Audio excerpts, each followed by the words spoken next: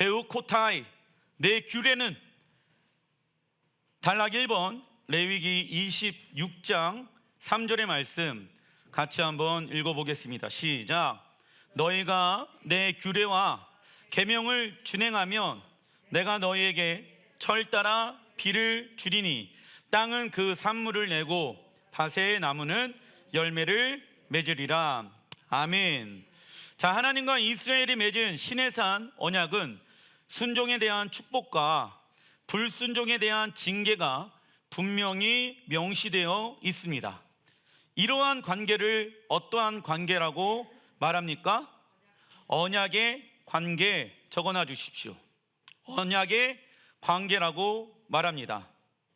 이 언약의 내용을 어겨도 아무런 징계가 없다라고 하면은 그것은 어떠한 관계라고 말할 수가 없을까요? 언약의 관계라고 말할 수가 없다. 물론 우리는 구원을 받기 위한 목적으로 토라를, 그리고 또 하나님의 말씀의 규례를 지켜 행하는 것이 아닙니다. 유대인들은요, 자신들의 의로운 모습을 가지고 무엇을 얻으려고 합니까? 구원을 얻으려고 합니다. 그러한 것을 뭐라고 얘기합니까? 율법주의라고 이야기한다. 그러나 하나님께 의롭다 하심을 얻는 것은 오직 무엇으로만 가능한 것입니까? 믿음으로 가능한 것입니다. 로마서 3장 28절에 말씀하고 있지요. 그러나 하나님의 말씀을 지켜 행하는 것을 뒤로 해서는 됩니까? 안 됩니까? 안 됩니다. 자, 이스라엘 백성들에게 하나님께서 말씀을 주신 이유는 이스라엘 백성들이 애굽에서 너무 오랫동안 종노릇을 하면서 그들의 우상 숭배의 문화를 따라 살아왔습니다. 하나님 나라의 백성은 세상 사람들과 구별되어진 삶을 살아가야 한다. 그러한 삶을 뭐라고 이야기합니까? 거룩한 삶이라고 말하는 것이죠. 그러나 이스라엘 백성들의 삶 가운데는 애굽에서의 삶이 99%였다. 그 애굽에서의 삶을 버려라 라고 하나님이 말씀하시는 거예요. 그것은 부정한 자들의 삶의 모습이다. 거룩한 자들의 삶의 모습은 거룩한 하나님의 말씀에 의해 살아가기 시작한다 라는 것입니다. 그래서 여러분들, 우리가 무언가를 결정하게 되어졌을 때 그 결정의 기준이 내가 되어져서는 될까요? 안 될까요? 세상의 부와 명예 얻을 수 있는 시간들이 우리에게 올 수도 있습니다. 하나님의 말씀대로 살지 마. 대신 하나님의 말씀대로 살아가면 그 부와 명예를 얻지 못할 수도 있습니다. 그때 우리는 무엇을 선택해야 합니까? 하나님의 말씀을 선택해야 합니다. 왜냐하면 사단은 결국 우리가 원하는 것을 줄까요? 주지 않을까요? 하나님은요, 우리의 모든 것을 예배해 놓으신 좋으신 분이십니다. 믿으십니까? 세상에 내가 모르는 어떠한 사람이 좋은 직장을 준비해 놓더라도 하나님은 그것보다 훨씬 더 좋은 것을 우리에게 예비해 놓으신 분이십니다. 믿으십니까? 그것을 믿는다라고 하면 세상의 것을 선택하는 것이 아니라 누구의 것을 선택하는 자가 되어야 합니까? 하나님의 것을 선택하는 자가 되어야 하는 것입니다. 그래야지 우리의 삶이 하나님의 무엇을 경험할 수 있습니까? 언약의 축복을 경험할 수가 있다고. 언약은 하나님의 말씀을 통하여서 약속의 관계 가운데 이루어지는 것입니다. 그 하나님의 약속 가운데 한 가지가 무엇입니까? 우리에게 하나님은 복을 주시길 원하신다. 그 복을 경험하기 위해서는 그 하나님의 말씀을 믿음으로 반응해야지 하나님의 축복을 우리가 이 땅에서 누릴 수 있는 것입니다. 그러나 오늘 말씀처럼 우리가 하나님의 규례를 지켜 행하지 않는다라고 하면 하나님은 우리에게 무엇을 주실 수가 없습니까? 산물을 내고 밭의 나무는 열매를 맺으리라, 이 말씀을 경험할 수가 없게 되어지는 것입니다. 우리가 하나님을 섬기는 종이기 때문에 우리가 해야 할 것은 무엇 하는 것입니까? 주인의 명령에 순종하는 것입니다. 그리고 종은 주인의 명령을 준행한 후에 어떠한 보상을 요구하지 않습니다. 왜요? 종의 임무이기 때문에. 무엇이요? 주인의 말에 순종하는 것이. 보상을 주는 것은 주인의 은혜이지 그것이 우리의 순종의 목적이 되어서는 됩니까? 안 됩니까? 이러한 신앙생활을 하다 보면 어떠한 신앙생활 가운데 빠지게 되어집니까? 기복주의 신앙생활이 되어지는 거예요. 하나님, 내가 이렇게 했으니까 나에게 이러한 복을 주십시오. 기도할 때도 내가 하나님의 나라와 의를 구하니 하나님 나에게 이러한 복을 주십시오. 조건부 신앙생활이 되어져서는 됩니까? 안 됩니까? 안 됩니다. 그러다 보면은 자꾸 하나님과 무엇합니까? 딜하게 되어집니다. 거래를 하게 되어진다. 하나님을 전적으로 신뢰하지 못하게 되어지는 것입니다. 그리고 내가 원하는 어떤 하나님의 말씀만 순종하고 내가 원치 아니하는 하나님의 말씀은 제껴버린다. 하나님의 말씀을 지켰을 때의 축복과 어겼을 때의 저주는 모두 누구에게 달려 있는 것입니까? 하나님의 주권 적어놔 주십시오. 하나님의 주권. 하나님의 주권이란 무엇입니까? 읽어보겠습니다. 시작. 하나님은 항상 옳습니다. 하나님은 하실 수 있습니다. 아멘. 이것이 하나님의 주권을 인정해 드리는 고백이다. 그리고 하나님의 종은 먼저 그의 나라와 그의 의를 구하는 삶에 헌신해야 한다. 이것이 우리의 삶의 방향성이 되어야 합니다. 그리하면 하나님은 우리의 모든 것을 다 어떻게 하십니까? 채워주실 것을 우리는 믿어야 하는 것입니다. 레위기 26장 14절 같이 한번 읽어보겠습니다. 시작. 그러나 너희가 내게 청종하지 아니하여 이 모든 명령을 준행하지 아니하며 내 규례를 멸시하며 마음에 내 법도를 싫어하여 내 모든 계명을 준행하지 아니하며 내 언약을 배반할진대. 자, 마음에 내 법도 하나님의 말씀을 두기를 무엇한다? 싫어한다. 죄란 하나님이 주인이신데 내가 주인의 삶을 살아가는 것. 하나님의 말씀을 내 생각과 내 감정과 내 마음 가운데 두는 자들. 그러한 자들이 무엇을 경험합니까? 진리가 너희를 자유케 하리라. 내 생각이 강해지잖아요. 그러면 그 잘못되어진 생각과 감정에 어떻게 되어질까요? 묶여버립니다. 제한되어진 삶을 살게 되어진다. 그러나 진리가 우리를 자유케 합니다. 그래서 우리의 싸움은 혈과 육이 아니라 사단은요, 하나님의 말씀을 우리의 생각과 마음 가운데 두지 말아라. 내가 너에게 주는 그 감정과 생각이 맞아. 그렇게 살아가는 것이 맞아. 그렇게 살지 아니하면 너는 손해를 볼 거야. 사람들이 너를 향하여 손가락질할 거야. 멍청하다고. 그러한 이야기를 들을지라도 우리는 진리가 우리를 자유케 합니다. 20절 너희의 수고가 헛될지라 나와 있죠. 우리가 아무리 일을 하더라도 무엇한대요? 헛되대. 내가 열심히 수고하고 땀을 흘려서 일을 했는데 이 모든 것이 헛되게 되어진다.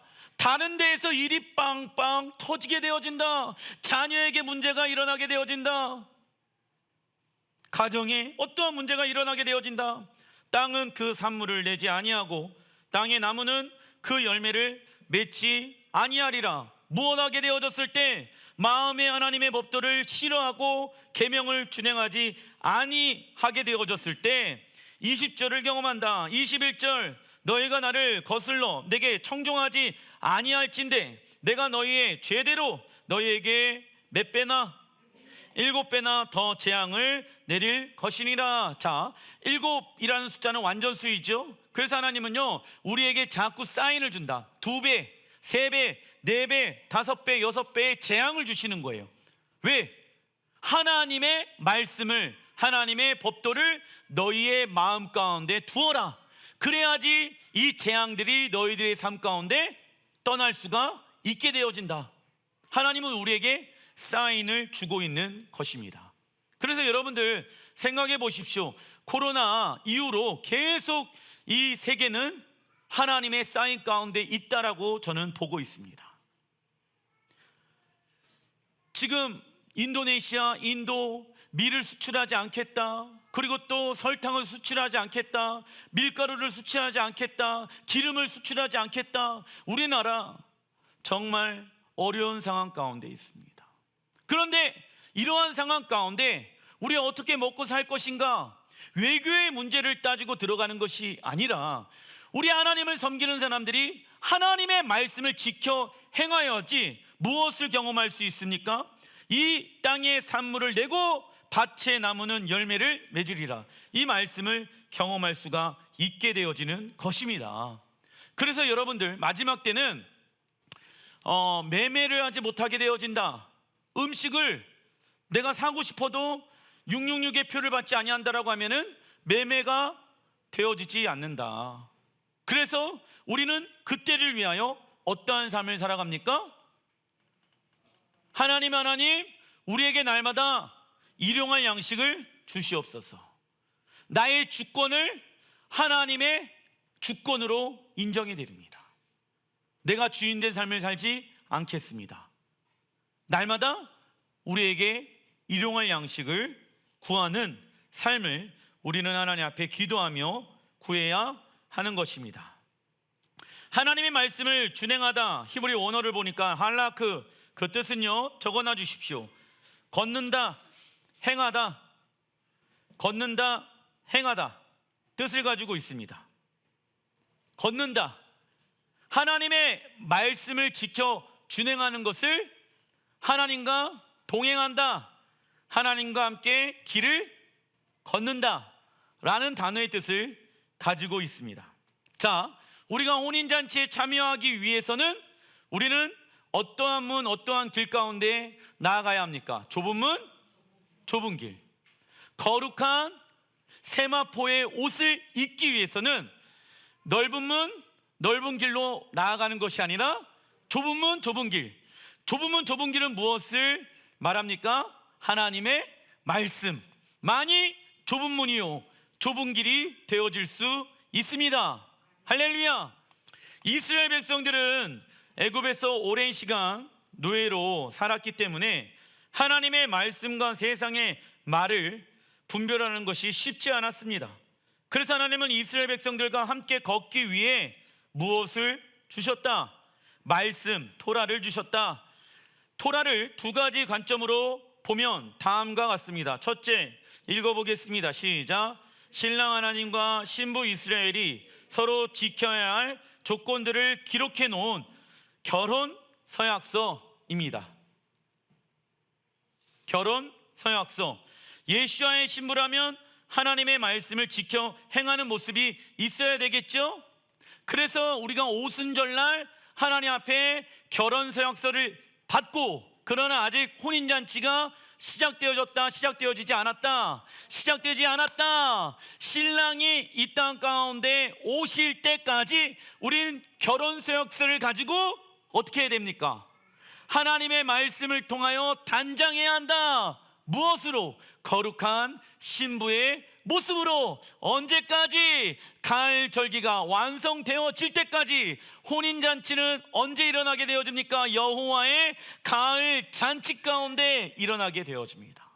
그래서 그날이 올 때까지 우리는 하나님의 말씀을 가지고 성령님의 도우심을 받아서 거룩한 신부로 단장해야 한다. 둘째는, 토라는 무엇을 말할까요? 하나님 나라의 헌법입니다. 토라는 하나님 나라의 무엇을 말합니까? 헌법을 말합니다. 그래서 토라를 지켰을 때의 보상과 어겼을 때의 징계가 반드시 규정되어야 합니다. 법을 어겼는데 징계가 없다면 그것은 법이라고 말할 수 있다, 없다? 없지요. 그래서 우리는 하나님의 말씀을 어디에 새겨야 합니까? 마음에 새겨야 합니다. 마음에 하나님의 말씀을 새긴다는 것은 그 말씀을 반복하고 또 반복하여 마음 깊은 곳으로부터 감동을 받는 것을 의미합니다. 그래서 하나님의 말씀을 어떻게 해야 됩니까? 외워야 하는 것입니다. 사단은 어떻게 이 세상을 운영합니까? 하나님의 말씀과 반대로. 그리고 사단은 하나님의 말씀에 무엇부터 말하게 합니까? 너부터 말하게 한다. 레위기 27장 2절의 말씀 같이 한번 읽어보겠습니다. 시작. 이스라엘 자손에게 말하여 이르라. 만일 어떤 사람이 사람의 값을 여호와께 드리기로 분명히 서원하였으면 너는 그 값을 정할지니, 그리고 그 땅의 10분의 1 곧 그 땅의 곡식이나 나무 열매는 그 10분의 1은 여호와의 것이니 여호와의 성물이라. 아멘. 하나님께 드리는 우리의 헌금, 봉헌은요, 우리의 무엇으로부터 자유케 되는 길일까요? 뭘까요?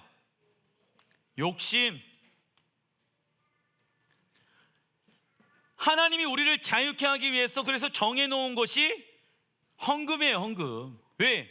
물질에서 자유하라. 할렐루야. 목사님, 물질에서 자유한 사람이 어디 있습니까? 우리 예수를 믿는 사람들은 물질에서 자유합니다. 그래서 하나님께 드리는 우리의 헌금은 우리의 욕심으로부터 자유케 되는 길이라는 것을 여러분들이 명심해야 합니다.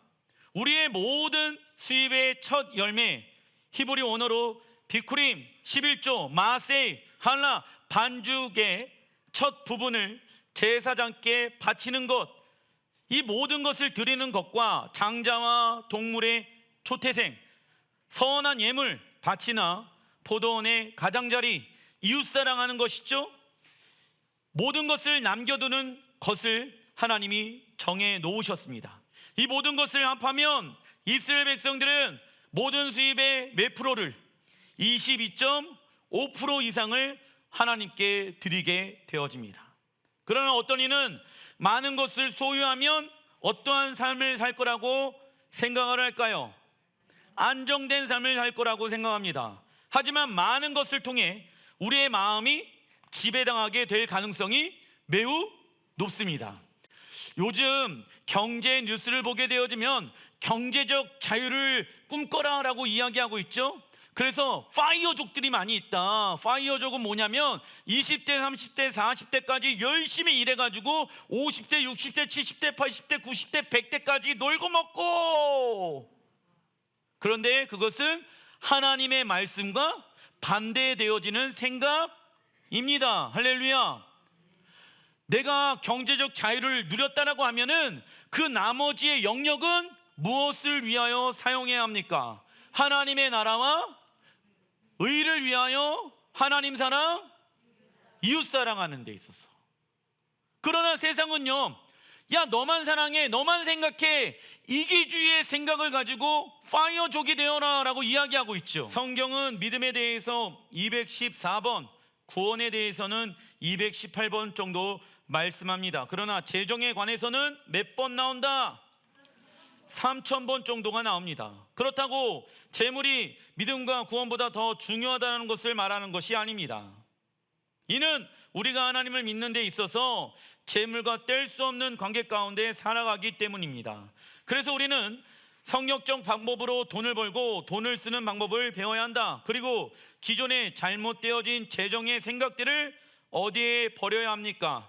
십자가에 버려야 한다. 누가복음 16장 11절 같이 한번 읽어보겠습니다. 시작. 만약 너희가 세속의 재물을 다루는데도 충실하지 못하다면 누가 참된 재물을 너희에게 맡기겠느냐? 아멘. 하나님이 우리에게 무엇을 주셨다? 세속의 재물을 주셨는데 이 세속의 재물을 하나님의 말씀을 통하여 다루어야 하는데 그 세속의 재물을 충실하게 다루지도 못하면서 어떻게 내가 너희들에게 참된 재물을 맡길 수가 있겠느냐? 예수님은 우리가 세속의 재물, 세상의 재물을 다루지 못한다라고 하면 무엇을 다룰 수 없다라고 말합니까? 참된 재물, 하나님 나라의 재물이 이 땅 가운데 풀어지는 것을 경험할 수가 없게 되어진다라고 말씀합니다. 즉 하나님의 방법으로 세상의 재정을 다스려야 하나님 나라의 재물을 맡을 수가 있는 것입니다. 그렇다면 어떻게 재물의 충성할 수 있겠습니까? 첫째, 재물의 노예가 되지 아니하고 재물을 노예로 다루는 믿음으로 사는 삶을 살아가야 합니다. 둘째, 시작. 재물을 보물처럼 소유하지 않고 재물을 관리하는 청지기의 삶을 살아가야 합니다. 셋째, 재물을 다루면서도 단순한 삶을 추구해야 합니다. 아멘. 이러한 삶은 자동으로 이루어지는 것이 마땅하다. 결심만으로도 되는 것이 아닙니다. 그렇다고 특별한 사람에게만 해당되는 것도 아니다. 이는 재물의 노예가 되지 아니하고 재물을 노예로 다룰 줄 아는 삶은 어떠한 삶을 훈련하게 되어졌을 때 이루어질까요? 믿음으로 사는 삶 적어놔 주십시오. 믿음으로 사는 삶을 훈련할 때 이루어지는 것입니다. 그리고 재정은요, 무엇과 연결되어져 있냐면 하나님을 사랑하는 마음과 연결되어져 있다. 왜냐하면 마음이 있는 곳에 무엇이 있습니까? 보물이 있기 때문에 그러합니다. 마태복음 6장 24절, 한 사람이 두 주인을 섬기지 못할 것이니 혹 이를 미워하고 저를 사랑하거나 혹 이를 중히 여기고 저를 경히 여김이라. 너희가 하나님과 재물을 겸하여 섬기지 못하니라. 한 사람이 두 주인을 섬기지 못한다라고 예수님께서 비유하시죠. 자, 예수님께서 처음으로 당신과 재물을 라이벌 관계로 비교하시는 말씀이 이 구절입니다. 재물, 만몬이라는 단어는 만몬 신에서 왔다. 그래서 만몬의 영이란 무엇입니까? 돈이면 무엇이든지 해결할 수 있다고 믿게 하는 영이 무슨 영입니까? 만몬의 영이다. 목사님, 돈이 있어야 하나님의 꿈을 이루어드릴 수 있는 것 아니겠습니까? 돈이 있어야 교회의 비전을 이뤄낼 수 있는 것이 아니겠습니까? 이러한 말은 누구에게 사로잡힌 말입니까? 만몬의 영에 사로잡힌 말입니다. 사람의 행복은 세상으로부터 오는 것이 아니라 누구에게로부터 오는 것입니까? 하나님께로부터 오는 것입니다. 신명기 10장 13절 읽어보겠습니다. 시작. 내가 오늘 내 행복을 위하여 내게 명하는 여호와의 명령과 규례를 지킬 것이 아니냐. 아멘. 행복을 위하여 무엇을 하라고 말씀하십니까? 여호와의 명령과 규례를 지키면 우리의 삶은 어떻게 되어진다? 행복해진다. 진리가 우리를 자유케 합니다. 할렐루야. 행복이란 읽어보겠습니다. 시작. 하나님을 나의 왕으로 인정하며 왕이신 하나님의 말씀으로 살아가는 것입니다. 만약 우리의 삶이 어제와 오늘이 동일하다면 우리는 그 자리에 적어놔 주십시오. 머물러 있는 자가 되는 것입니다. 머물러 있는 자. 어제나 오늘이 동일하면 삶이 좋았겠습니까? 지겹겠습니까? 지겹겠죠. 삶이 도태되어지겠죠. 삶이 따분하겠죠. 그래서 여러분들, 삶은요, 인간의 삶은 유연성을 가지고 있습니다. 움직인다고요. 변화되어야지 사람은 무엇을 경험할 수 있습니까? 행복을 경험할 수가 있다고. 도태되어져 있으면, 멈춰져 있으면은 지겹다고요. 그래서 우리는 무엇으로 변화되어야 합니까? 날마다 하나님의 말씀으로. 그래서 우리에게 어제와 오늘은 동일할 수가 있다 없다? 없습니다. 날마다 하나님의 말씀을 통하여서 우리는 새롭게 변화되어져 가고 있습니다. 할렐루야. 그래서 우리의 삶은 도태되어 있지 않습니다. 그런데 말이죠, 삶이 지겹고 도태된 삶을 살아가고 있는 사람들, 삶의 성장이 멈춰져 있는 사람들은 결국 행복하다는 것을 느끼지 못하고 있을 것입니다. 하나님을 믿고 있어도 행복보다는 불행감이 더 많을 것입니다. 왠지 아십니까? 삶이 움직이지 않고 있기 때문입니다.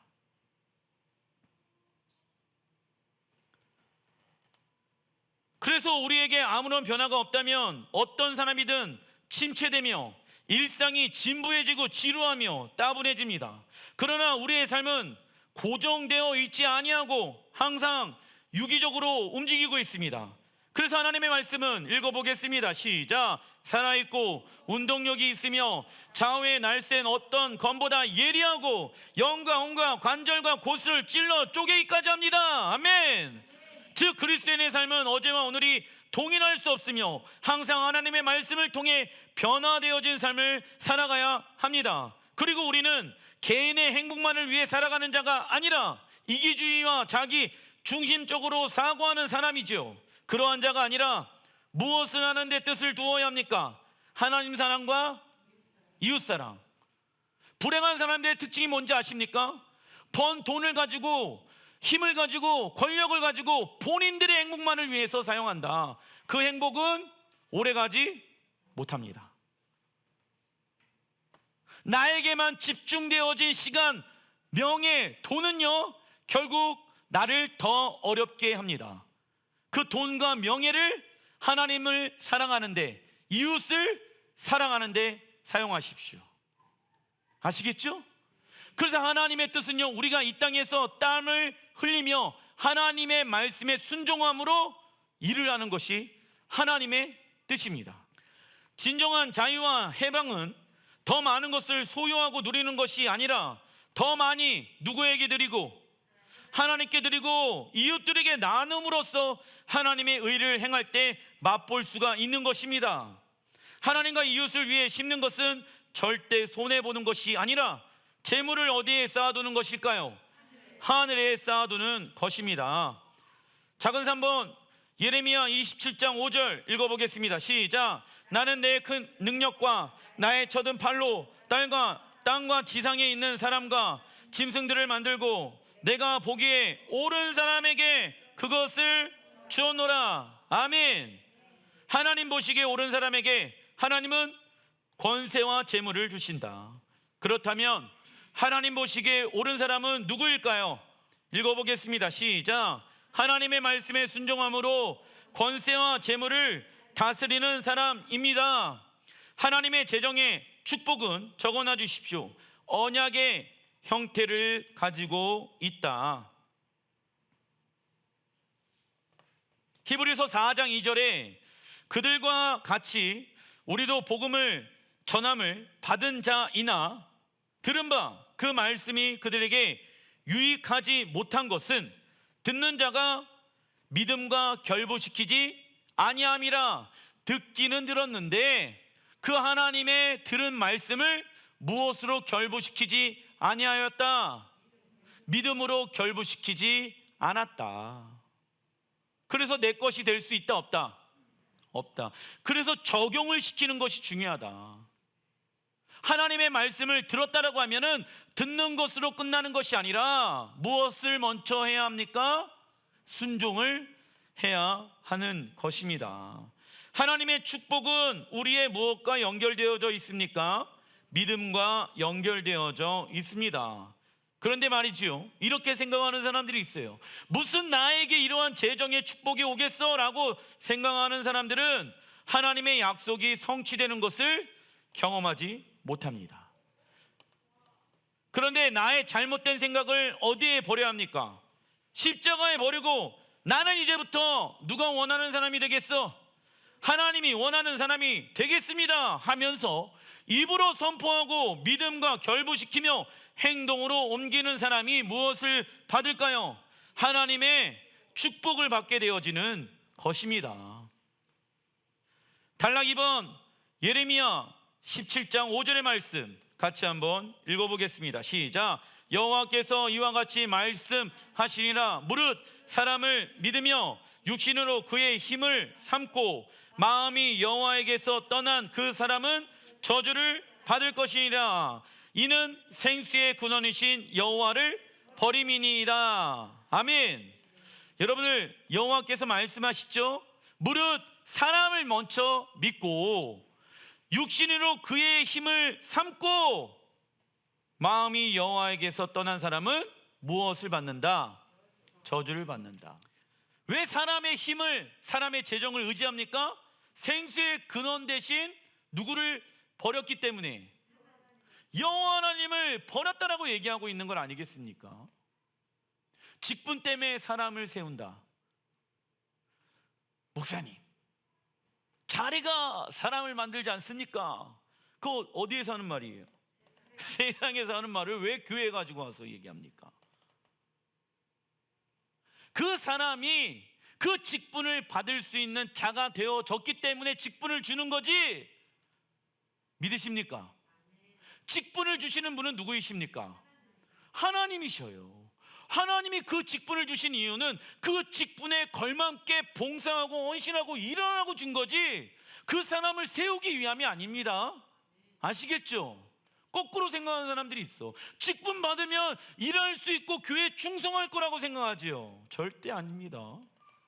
근데 목사님, 어떤 사람은 직분 주니까 더 열심히 하는데 그 사람은 준비가 되어진 거예요. 무엇을 받을 준비? 직분을 받을 준비가 되어졌기 때문에 그 자리에 들어가서 충성하는 거예요. 왜? 그 사람은요, 작은 것이 되어졌던 직분을 받아서 큰 것을 맡든지 무엇을 하는 삶에 훈련되어져 있습니까? 충성하는, 어떠한 일을 하든지 충성된 삶을 살기 때문에 어떠한 자리에 들어가더라도 여호와 앞에 충성한다.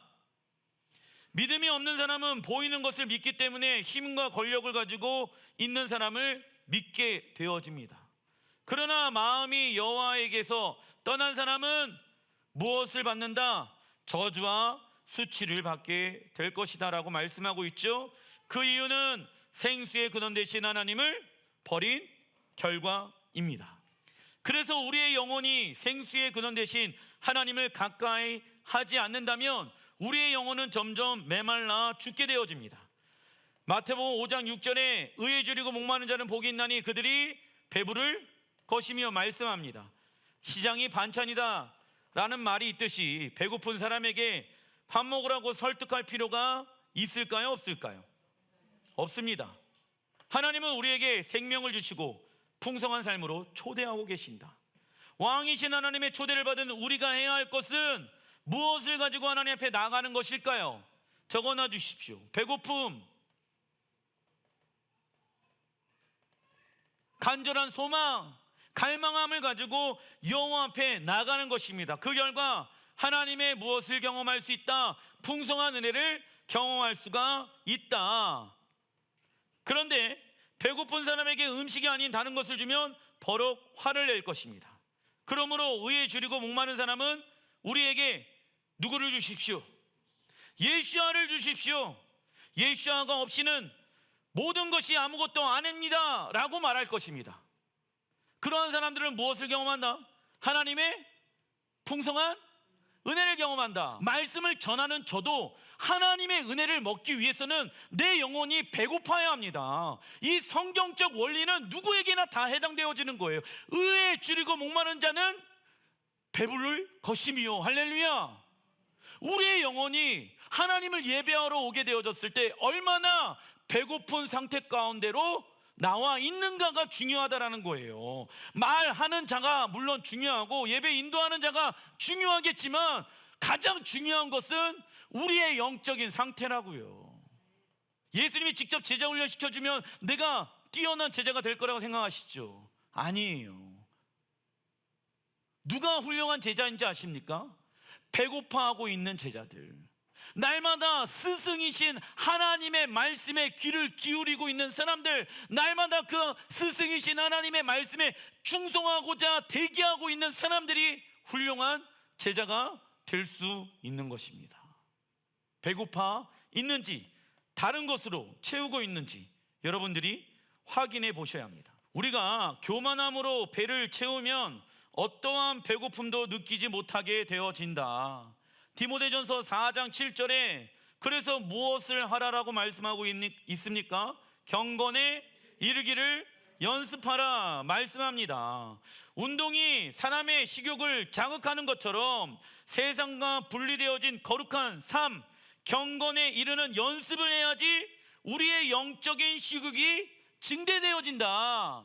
예레미야 17장 7절. 그러나 무릇 여호와를 의지하며 여호와를 의뢰하는 그 사람은 복을 받을 것이리라.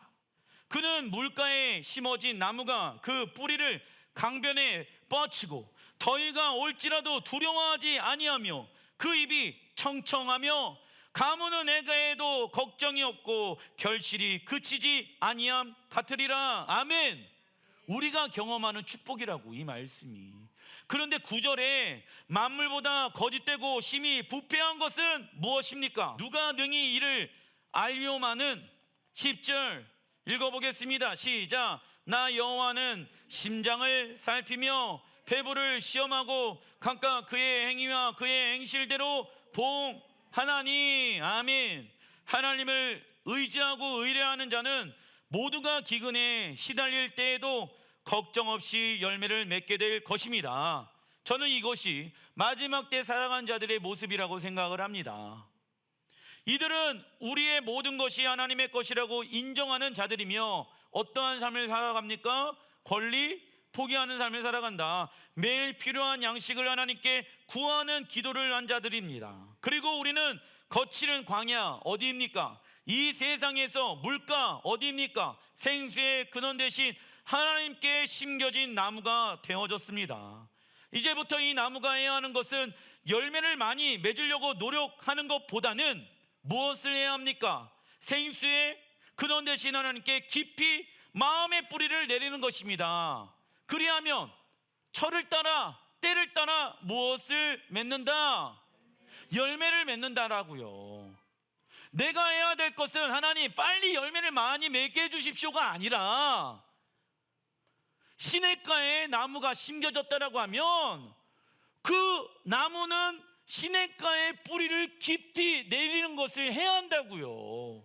그래야지 하나님의 때에 무엇을 맺을 수가 있습니까?